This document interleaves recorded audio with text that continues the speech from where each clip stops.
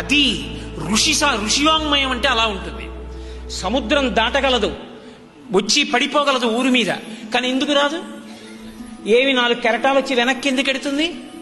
చెలియలి కట్ట తనకి తాను శాసనం చేసుకుంది, నేను దాటను, ఈశ్వరాజ్ఞ, నేను ఇక్కడ వరకే ఉంటాను, అలా వచ్చి అలా వెనక్కి వెళ్ళిపోతుంది అంతే తప్ప ఊళ్ళోకి రాదు.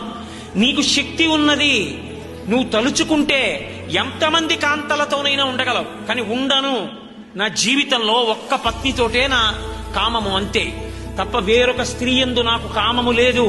ధర్మంతో నీ కామం ముడిపడిపోయింది, ఏకపత్ని వ్రతుడు అయిపోయావు, చెయ్యని కట్ట దాటవంతే. ఇది ధర్మము చేత అర్ధకామములను ముడివేసుకోవడం, పుచ్చుకోవడం. డబ్బు పుచ్చుకునేటప్పుడు ధార్మికము కాకపోతే తీసుకోడు, 1 కోటి రూపాయలైనా.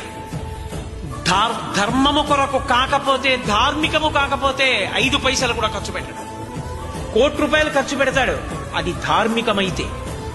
అధార్మికము ఖర్చు పెట్టడం, అధార్మికము సంపాదించడం అంతే.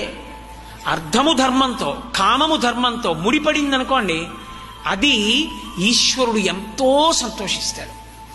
అందుకే ఆయన ఇచ్చింది. పిల్లల విషయంలో తల్లిదండ్రులు ఎలా ఉంటారో లోకం విషయంలో పరమేశ్వరుడు అలాగే ఉంటాడు అని మీరు గమనించవలసి ఉంటుంది. వేదం ఏం చెప్పిందో అలా జీవించిన వాణ్ణి చూసి పరమేశ్వరుడు పొంగిపోతాడు. అలా జీవించడానికి ఇష్టపడకుండా ఇంకొకలా జీవించడానికి ఇష్టపడిన వాడు ఎవరుంటాడో ఈ శరీరం విడిచిపెట్టాలిగా.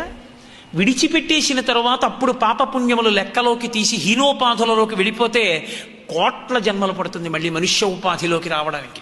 అందుకే పునర్జన్మ సిద్ధాంతాన్ని, సనాతన ధర్మానికి ప్రాణమని అంగీకరిస్తున్నాను అని చెప్పడానికే బొట్టు పెట్టుకుంటాడు.